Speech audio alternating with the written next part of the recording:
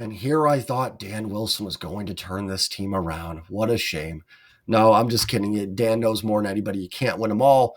Still a frustrating loss over the Seattle Mariners. What is up? What is going on, everybody? Welcome back and welcome into the Seattle Mariners post-game recap. Mariners dropped this one this afternoon, 4-3 to the San Francisco Giants. They fall back to 500 on the season. Houston does lose, so they remain 4.5 back in the American League West. Before I dive into this game, do me a favor. Comment your thoughts down below. Please hit that like button. Again, thank you all for all the likes on the videos, and it really does help the video out. And if you're new here, just lurking, hit subscribe. Maybe watch these casually. If you can, just hit the sub button. We're getting towards the end of the year, so it's going to slow down a little bit for me. So I appreciate all the support and all the love from every single one of you. Thank you very, very much. A game that I never know, and yes, we're all rocking the Sonics jersey today. Just so everybody knows, because there was a little controversy when I said I wanted to wear the Griffey jersey with the autograph. You all rightfully said not to. This one is not autographed, just so everybody knows. There's no autograph on this jersey. Okay, anyways, I never know. These games are tough for me, and I don't know what I want my emotion. I don't even know what my emotional response is. I haven't really had it yet, and by the time I figure it out, there'll be another game tomorrow. On one hand, you win tomorrow, you win the series. And that's really what should be the goal, is winning a series. That should be the goal every time you go out, no matter who you're playing. But the Mariners are in a position where they've got to do more than just win series. They're going to have to get some sweeps if they want to get back into this thing. The Astros lost, so you don't lose ground, but you had a chance to gain ground today. Dan's not going to win every single game. It's going to take more than just 2 days to get this culture fixed. And I've been very critical of Scott the last few weeks and months of his tenure. I'm not going to jump on Dan. It's his second game as a manager, and I don't think he really did anything wrong today. So, I can't go on some rant about the team looks lifeless or anything like that. If they are lifeless, it's going to take Dan a while to really get in and get the culture changed the way he wants to get it done. So, and there's no guarantee Dan's going to be the guy. I hope he is. I think he's got a good mindset for it, and I think he's got a real good feel for the game. And I thought so in his press conference yesterday. I liked just the way he spoke, felt very, very real, and a little better feel than Scott had, for lack of a better term. But, so I can't really rant on that. I can't go, this is a managerial decision. Obviously, there's still things front office-wise, players-wise, and everything. And there was definitely some frustrating moments today. This also wasn't a game where your pitcher went 8 shutout innings and you didn't win. Kirby was not very sharp today as well. Kind of the offense that if you remember my early post-game recaps in the season where they'd get some base runners, just couldn't deliver. One of those today for the Mariners offense, where they put the base runners on. They certainly had opportunities. They weren't completely overmatched by the Giants pitching, but again, just missing that big hit. Randy Rosarina had a few opportunities for it. And then listen, I know people don't want to hear it. There was a little bit of, I think, bad luck today too. I thought Kirby was BABIP'd a little bit. A lot of balls just kind of falling in against him. Not an excuse, he wasn't good enough, but that happened. I don't know how that Yastrzemski home run got out of T-Mobile. That looked kind of like a Yankee Stadium home run. In fact, it would have been out at Yankee Stadium. There's a shocker. T-Mobile, and I think Houston was the only other park that would have been a home run in. So a little shock that got out. I mean, it was hit 105. It was hit well. I didn't think it was going to be caught. I just thought it'd be more of a double off the wall, and it got out. Then you have Julio's double in the 7th, which is a ground rule double, and Rayleigh has to stay at third. That doesn't bounce over. I think Rayleigh scores. I think Julio might have gotten to third. I think it would have been possible. And then maybe the Rosarina ground out, which was a frustrating at bat, but might have tied the game in that situation. So, and maybe Randy approaches it differently if a walk in his spot in that 7th inning ties the game. In the 9th inning, Ryan Walker, I mean, my gosh, that guy's lights out. Now he should be down tomorrow. Please be down tomorrow. So I can't get on them too much for not scoring against him. But in the end, still frustrating, right? Because this team they're sort of hanging in a little bit of a limbo for me right now where, I've talked about the apathy setting in, but then they make the managerial move. I kind of get fired up. I like Dan. I think he can be a good fit. Team yesterday has that emotional come from behind victory. You cut that Astros lead to 4.5, and 4.5 feels a lot better than 5.5. It just sounds better, has a different ring to it, and it's a different number, obviously. But you know what I mean? There's certain numbers that just, even though it's one game different, it feels like a lot more, and that's one of them. So, you kind of get back invested. I'm still invested in the team 100%. But, it's also like until they show it, this is kind of what the team's been all season. It's hard for me to go, how is this happening? This is there's 32 games left, and this has kind of been the team all season. Certainly they've had better pitching and the offense has had worse performance, but just kind of coming up a little bit short, kind of been their MO all year. Are they still in this race? Yeah, they are. They're certainly mathematically in it. Houston plays Baltimore tomorrow, then goes to Philly, and they're going to face Wheeler and Nola. So you have a chance with the next 4 at home for you as well to gain some ground here. But I also just don't believe in this team a ton right now to do it. So I'm just not shocked at these results right now. And like even yesterday, truthfully, was probably a game they should have lost. Now we get caught up in it, and it's a great win. And I'm not trying to be super negative right now, but what's the Mariners' record? They're 500. Do I think they're a little bit better than that? Yeah, I think they should be, but how much more? What are we talking here? 2 games over 500? Not a ton, but in the same vein, if they were 2 more games over 500, they'd be 2.5 back of Houston. So it's really just a whirlwind of emotions with this team right now because they're still in the race. They're pretty mediocre, so it's hard to have the high expectations. But I still think the roster is better than the mediocrity. They made a managerial change, so I can't really, I can't do a Scott rant again here. The only thing I'll say is, honestly, I think they probably should have canned Scott after the Angels series. That was kind of the first post game I had where I really dove into like, it's time. And I think they should have done it there. Would have given Dan a little bit more time to work with the guys, with them in contention. I know the Mariners actually played pretty decent after that Angels series, but looking back on it now, if they miss out, they do play better. I just don't think Dan had enough games to really get these guys, listen, it takes time. Like Dan can't fix everything overnight. Edgar's not going to fix the hitting overnight. Pete Woodworth really doesn't need to fix the pitching, although the last 2 nights it hasn't been great. Funny enough, Taylor Saucedo, Trent Thornton great tonight. Go figure. Dan's got to instill his culture, and that's going to take a while. That's the first thing. Coming in not mid-season, but late in the season makes that difficult. You're not going to change everybody's approach overnight. They're not going to magically stop striking out. And that was always kind of my point when I said Scott wasn't the only problem. It wasn't meant as like trying to be a super big defensive Scott. It's just there's not a lot that's going to change with 33 games left. What you hope is this team can be streaky, right? We've seen it. We've seen the offense have 10, 11 game stretches where they look really good. You just hope you have one more of those in there. It's met with Houston struggling a little bit, and then maybe you can get to that series in Houston, a game back even, maybe, and take advantage and win it. That's kind of what you're hoping for. There's not going to be a dramatic shift in this team. You just hope that there's one hot streak in there that can get them over the top a little bit. So, and that was kind of always my point. It wasn't always meant as a defensive Scott service. It was just meant more in the vein of like, this is not going to be fixed overnight by one person. This is going to take a lot of things.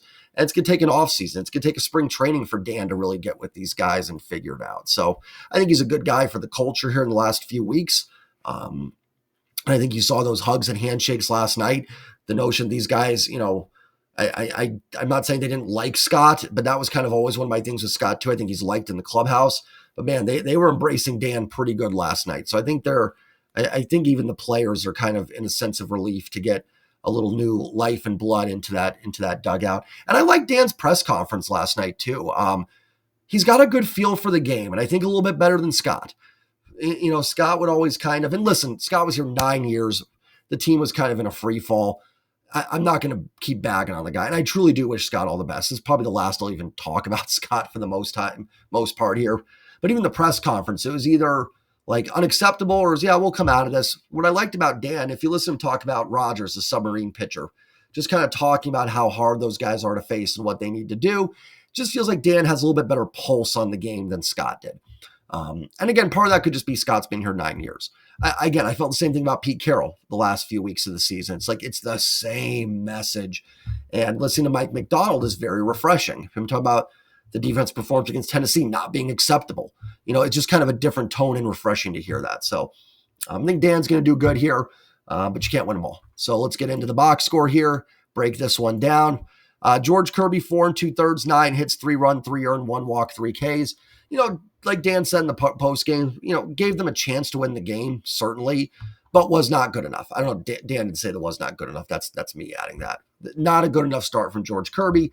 That is now 2 out of 3 starts for George that have been subpar, and you need better. If you are going to make a run at this thing, one thing I harped on in April and May is your stars have got to be the stars. Some of the role players were playing pretty well early in the year, and it was the guys you expect to be the best were not the best. And you need that. George Kirby should be one of your better players on this team, someone you can rely on to give you a quality start. I know it's not going to happen every time, but we're into August, getting into September here. We're still in the race. George has got to be better than he's been. Now, he's certainly better tonight than he was against Detroit, or today, I should say, by far, but still not a good enough start. Now, I will say I thought he got a little bit BABIP'd around in this one. But again, as I say in a lot of videos, BABIP'd doesn't mean you were good. Just because you give up bloop hits doesn't mean you pitched well either. Do I think Kirby could have ended up with better results? Sure. I think there's, a universe where this was a 5 2/3 1-run start. I still don't think he was super sharp though either. So both can be true. Just as hitters can get lucky and also be good, pitchers can be unlucky and still not pitch well, and that was George Kirby today. Chargois went inning in a third, 1 walk, 1 strikeout. Thought Dan made the right call going to Chargois in that situation. It was 3-2 in the 5th inning with the runner on. I think that's a perfect spot where you go to Chargois to kind of put out the fire a little bit. We've seen Scott kind of go to more of the Trent Thorntons in those situations. And I thought that was the right call to go to Chargois first out of the bullpen. You got to keep the game there before you can claw away. You can't save the relievers for innings that don't exist. So I thought that was a good call by Dan Wilson to go with Chargois. Austin Voth did give up the home run to Yastrzemski, which again, there's an example of lucky and good that I was talking about. I think he's lucky that got out because I didn't think that had any chance, but it was clearly hit hard. It should have been at least a double, so it wasn't like it was a bad piece of hitting by Yastrzemski. Not like he popped the ball up and it got out of the park. I didn't think it was, going to be a home run off the bat, essentially. So, frustrating when that happens too. It'd be nice if the Mariners could hit some of those out. They play in T-Mobile 81 games. They're welcome to hit some down the line there at 310 feet and hit them out as well. Would love to see it. Nice inning from Trent Thornton. Shutout inning with a walk and a strikeout. Listen, with Jimmy Garcia, I'm assuming probably going to be down for the year. Haven't heard anything on Santos. We know Brash is out for the year. Any reliever that can step up is going to help. Colin Snyder's done it. If Trent Thornton can find a little bit of what he had earlier in the year, where again, I will say Thornton was pretty good early in the year. He wasn't perfect. He's got flaws. Then he just really nosedived a little bit. So if he can find a little bit of that, it is going to help this team. And same with Taylor Saucedo, who threw his probably best inning in a long time with a shutout 9th inning. So, those guys can at least get back to their average, their career average or something like that. It's going to help this team down the stretch. It's all hands on deck. So nice outings from those guys. Offensively, 9 walks is really good. Again, just couldn't get that big hit. Only 4 hits today. They did strike out 12 times. Again, though, with the 9 walks, I can live with that, but just missing that big hit. Let's go back to that 7th inning. I think a little unlucky that Julio's double goes over the wall, but then the bases are loaded with 1 out for Randy Arozarena. It's 4-2. Gets ahead against Hicks, 3-0 in the count. Listen, not against 3-0 green lights, because if Randy hits 1 out, they're 3-0. Nobody's complaining about the swing. No one's going, Randy, what are you doing? The issue wasn't that Randy swung 3-0. The issue is that Randy swung at a 3-0 pitch that was hittable and grounded into what probably should have been double play. Good hustle by Randy to beat it out. He had a great diving catch in the 1st inning as well. So a game yesterday, I thought Rosarena's effort did not look great. It was there today. It wasn't an effort issue, but you've got to be better. If you're going to swing that bat 3-0, you got to make sure you're going to do damage against the pitch. Because otherwise you've got a pitcher on the mound and Hicks that was struggling to throw strikes. I mean, you might take 2 of them there, tying runs on deck, make it 4-3, and who knows, on 1 out, then he's in panic mode pitching. You've got him on the ropes. That's when you get those base hits and knock those guys out and win the game. So again, just kind of 1 hit short for this ball club, but a really, really brutal at-bat there for Randy. And then he comes up in the 9th again. Walker's been ridiculously good. I'm not going to get on too much for grounding out against Walker. Thankfully, I think Walker will be out tomorrow, which will help. But still frustrating result there for Randy grounding out. Really waiting for that big moment from Randy. When he first came, he had some big hits, but and maybe I'm wrong in this. I always felt watching Rays games that he was a really clutch hitter. In a big spot, he came through and just hasn't really done it yet for the Mariners. I know sometimes when guys come to new places, they can press a little bit. They want to impress the fans and the team, but we don't have time to really worry about that emotional stuff. You've got to get it done if this team wants any slim chance to catch Houston this year. So certainly still a disappointing result from Brandon. Like I said, good hustle, and I don't mind swinging 3-0, but man, that thing better be in the gap. You cannot roll over a ball to shortstop and hit what should have been a double play essentially. So, again, he's got the speed to beat it out, but man, frustrating there. I'll also say in that inning, so they intentionally walked Polanco. Mitch Haniger was up with the bases loaded, 2 outs. The first pitch to Haniger, I think Duvall had come in for Haniger. I think he actually came in for Polanco, walked him. I don't remember when they went for Duvall. It was definitely Duvall against Haniger. First pitch was like 95, and it almost looked like it almost hit Mitch's elbow pad. Listen, it is for none of us to sit here on our couches and go, oh, hey, Mitch, you got to let that hit you.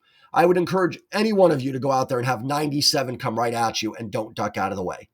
With that said, Mitch, just lean that elbow guard out there a little bit. Maybe just a little bit. You got the guard on. Let that one hit you. I'm just saying. Like, I'm never going to rip a player for that because, again, if I had 97 coming anywhere near my face, I'm throwing the bat and running out of there like a chicken. But it's also like, man, just put that elbow out there a little bit and it would have been tied. Just a little thing, just more of a funny observation than an actual critique of the team. But a rough at bat there for Mitch. 2 gets ahead 2-0. Thought he had a pretty hittable slider, 2-0 and 2-1.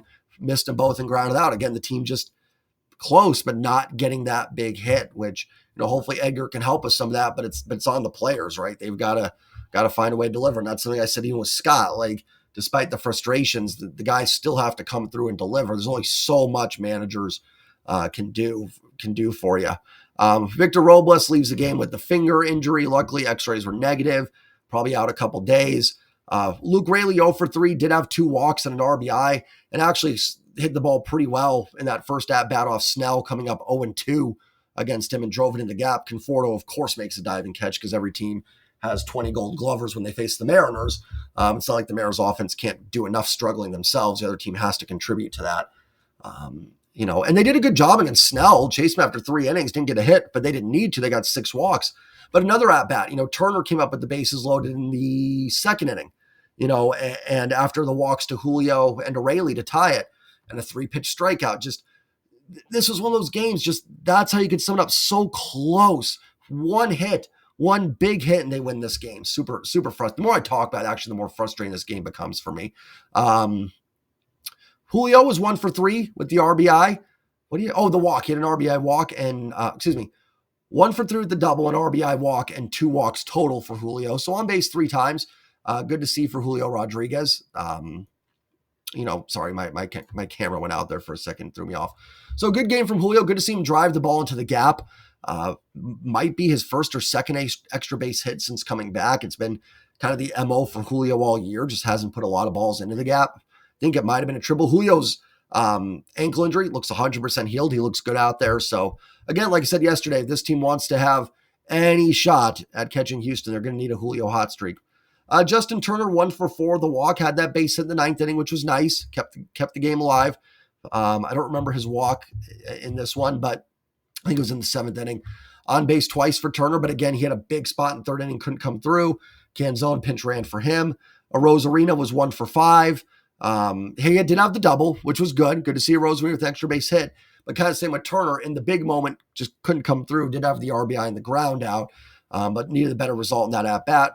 Polanco was 0 for 2, but did score a run with 2 walks. Haniger, rough game, 0 for 4. Dylan Moore was 0 for 2 with a walk. Rojas pinched hit 0 for 1. Garver 0 for 2 with a walk. Cal struck out in his pinch hit. Rivas was 1 for 4. So, good job drawing the walks. They found ways to get on base, but just couldn't get that big hit to finish it. A little bit of the microcosm of the season. I do want to add one thing, just we're talking about managers and some things. Dan did go to Thornton and Sauce in 1-run games. Saw some people being kind of critical of that tonight, and I would have defended Scott on it too tonight. There wasn't a lot of options out there. Munoz was warming up if they took the lead, but probably wanted to stay away from back-to-back. Snyder's probably down after throwing a lot of pitches in the 10th there. And then after that, with Garcia out, you used Chargois when I thought you should have used him. You used Voth in a spot that I thought was fine in a 1-run game. There wasn't much else out there. I don't even know who else is in the bullpen. Thornton, Sauce, Munoz, Snyder. Am I missing Spires back there still? But he pitched yesterday, and truthfully, Spires not been great this year. So I didn't have a problem with how Dan managed the bullpen today. It was a little bit of a tough spot, and I thought he did fine. I'm not wild about Thornton or Sauce in 1-run games, But now with Garcia down, they're going to have to. And I would have said the same thing if Scott were still managing the team. You're going to have to use those guys in some situations. Just you hope they pitch better. Win tomorrow, win a series. Hopefully Houston loses to Baltimore. If you can make up a game each series here, you feel pretty good. And then, Houston goes to Philly. Hopefully the Phillies can do some damage, take 2 out of 3 from Tampa, and maybe get this thing to 2.5, 3. Get me to September 1st, 2.5, 3.5 back, and you got a shot. You got a shot. That's all I can say. Remember to like, comment, subscribe, and I will see you guys all next time. As always, go Mariners. Peace.